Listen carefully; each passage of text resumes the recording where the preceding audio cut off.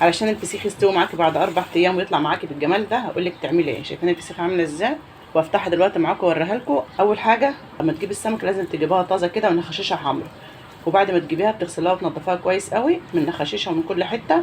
وقبل ما تنفخيها لازم تيجي في الحته دي كده وتفصلي العظمه عن اللحم. في الحته دي كده فاخر الديل كده تضغطي كده لحد ما تلاقي ايه العظمه اتفصلت عن اللحم. الحركه دي بتخلي السمكه تنتفخ معاكي بسرعه.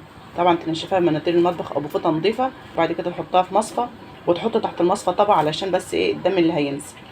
وتلفي بقى الحاجات دي كلها في كيسه كده وتحطها في الشمس. ما عندكيش مكان فيه شمس هتولعي البوتاجاز او الفرن وتخلي درجه الحراره بتاعته ايه هاديه كده، تقدري تحطي ايدك على الحديده كده ما تنحرقيش. بعد كده بتدخلي الحاجات اللي انت حاطه عليها السمكه وتسيبيها 12 ساعه، هتلاقي السمكه منفوخه خالص وما شاء الله. بعد كده لو هتعمليه بالملح الخشن هتسيبيه 5 ايام، لو هتعمليه بالملح الناعم هتفتحي عليه رابع يوم. شايفين ما شاء الله جمال الفسيخه بعد 4 ايام.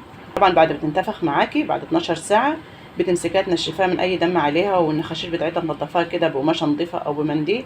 وبعد كده بتحشي السمكه بالملح، ولو عايزه تحط كركم او شطه على الملح بتحط على 6 معالق ملح، معلقه شطه من اللي هي بتاعت الشاي، ومعلقه كركم، وتلخبطي كله على بعضه وتحشي نخاشيش السمكه لحد ما تمليها وبقها.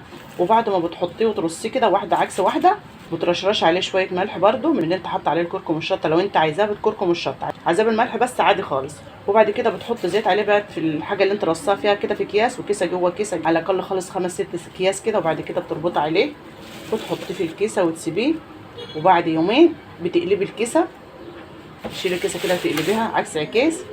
وبعد 4 ايام بتفتحي عليها تلاقيه بالجمال ده. افتحي معاكم اوريهولك اهو، افتحي معاكم اهو. طبعا لو عايزه تقشريه بتقشريه، لو عايزه تعملي بملح ناعم بتعملي، عايزه ملح خشن بملح خشن، اللي يريحك اعمليه. بس انا افتحها معاكم وبعدين ايه ارجع اقشرها تاني. طبعا قبل ما تفتحي الفسيخه بتحوشي الحاجات دي كده، بس انا طبعا عشان ايه بصور مستعجله عشان الفيديو ما يطولش عليكم. تحوشي الحاجات دي كده وتقشريه لو بتحبي تقشريه، او بتسيبيه بقشره. الحاجات ديت ايه طبعا رغبتكم انتوا. واعملي فسيخك في بيتك انضف واوفر بكتير والله يا حبايبي. يعني ما شاء الله الكيلو من ده 120 جنيه، لو هتجيبيه من بره مش هتجيبيها اقل من 200 جنيه وانتش عارفه نضافته. شايفين ما شاء الله. عندك منديل مطبخ ولا حاجه تحشي في الحاجات اللي زي دي كده.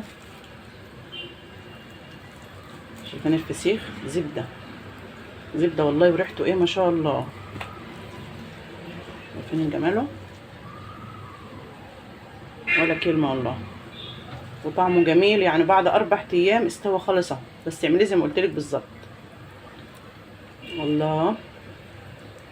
لو هتعمليه بالملح الخشن تسيبيه 5 ل 6 ايام، يعني بعد 5 ايام بص عليه.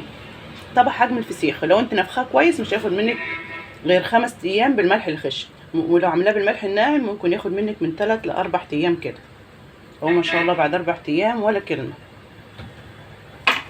ربنا يحسن ما بين ايديكم يا حبايبي.